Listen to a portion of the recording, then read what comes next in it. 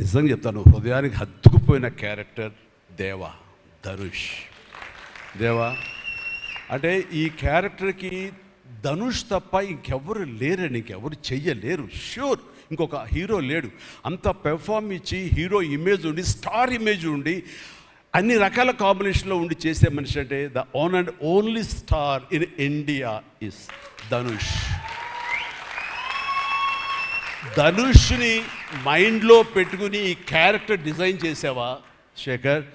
లేదు, నీ క్యారెక్టర్కి అతను అనుకోకుండా సరిపోయాడా అని అంటే నాకు లేదు. నువ్వు ధనుష్ని దృష్టిలో పెట్టుకుని ఈ క్యారెక్టర్ డిజైన్ చేసేవేమో అనుకో అనిపిస్తుంది నాకు. ఎందుకంటే ఈయన సపోజ్ నేను చేయలేని Shekhar, I very sorry sir, నా రొంబ బిజీயாக இருக்கேன், நான் பண்ண முடியாது అని சொன்னா என்ன பண்ணுவேని?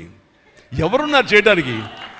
నన్ను అడిగితే నా వల్ల కాదు, నాకు వద్దని బాబు ఈ కష్టాలు ఇవి నాకు ఇలా ఎవరు లేరు. అంత న్యాచురల్గా ఆ క్యారెక్టర్లో ఇమిడిపోయి ఆ క్యారెక్టర్ని అంత బాగా చూపించడం అన్నది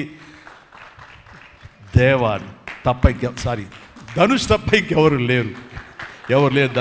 ధనుష్ నీకు బెస్ట్ యాక్టర్ అని చాలా మామూలు అయిపోయింది. మాకు ఎప్పుడైనా వస్తే వావ్ నాకు వచ్చిందో నేషనల్ బెస్ట్ యాక్టర్ అనుకోవాలి తప్ప నేను. బట్ నీకు ఇది మామూలు అయిపోయింది. మళ్ళీ ముందస్తుగా నీకు అడ్వాన్స్గా చెప్పేస్తున్నాను, నీకు కంగ్రాట్స్. నీకు బెస్ట్ యాక్టర్ అనేది ఖచ్చితంగా రావాలి. లేకపోతే నీకు నేషనల్ అవార్డ్స్కి అనేదానికి మళ్ళీ అర్థం లేదు. బట్ అది నీకు ఇది మామూలే, కానీ నీకు ఈ సినిమాకి వస్తే కనుక ఇందులో ప్రతి ఒక్కరికి ఇది గర్వకారణం. అది definite you will win. Fantastic.